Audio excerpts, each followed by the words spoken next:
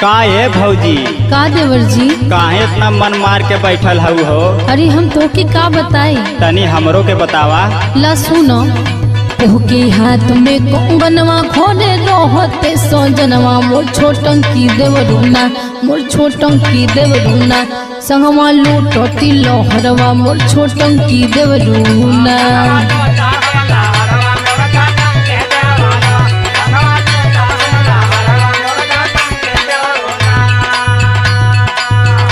इतना से घबरात हो इतना हम है न। जेकर मर्द प्रदेश में रही वो घबराई ना।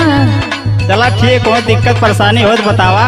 हमार दिक्कत सुनबा ना तोहरा बुखार लग जाई। अल्लाह सुना। सुनावा तू अपन सुनावा। आवा साटी जा पजरवा हाई लहुरा तोर देवरवा मोर पतर की भौजीना, मोर पतर की भौजीना हमसे लूट तू लहरवा मोर पतर की भौजीना।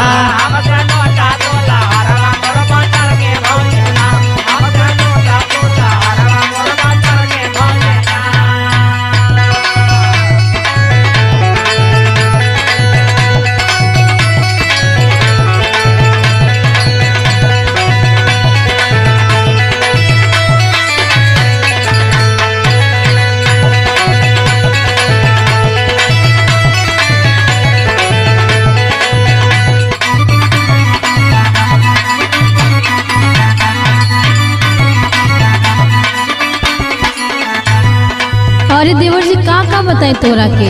बतेबू तब न जानब। तला सुनो। सुनावा। रही रही दहिया में उठे अंगड़ाई,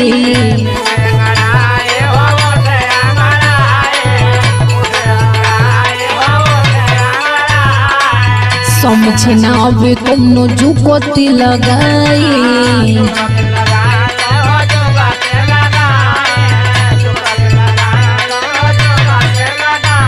सुनत रहा ना?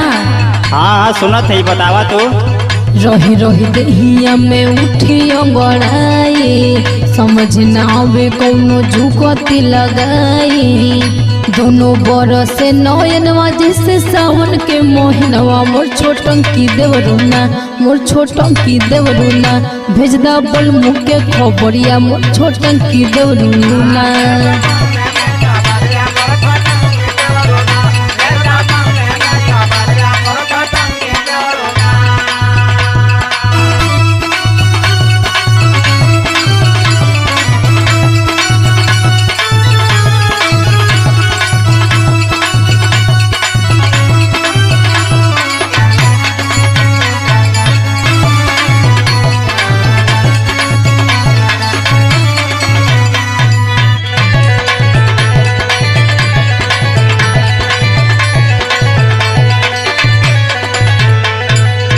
इतने से बात बा।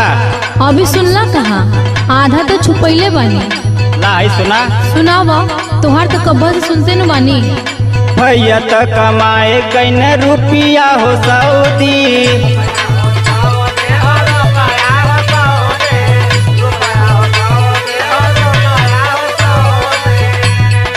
हमसे भरावल कर रोज अपन हौदी।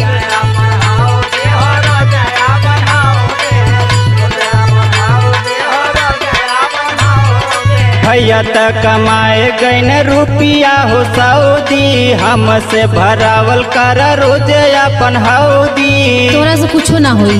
नित्य जखमी हरंद तोहर करी है या दरवा मोर पतर की भौजीना, मोर पतर की भौजीना हमसे लूट तू लहरवा मोर पतर की भौजीना।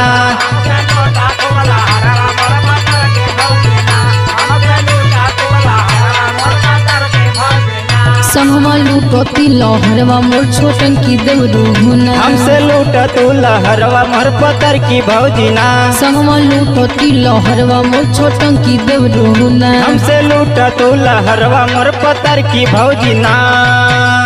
अरे तू अभी लइका बड़ा हो।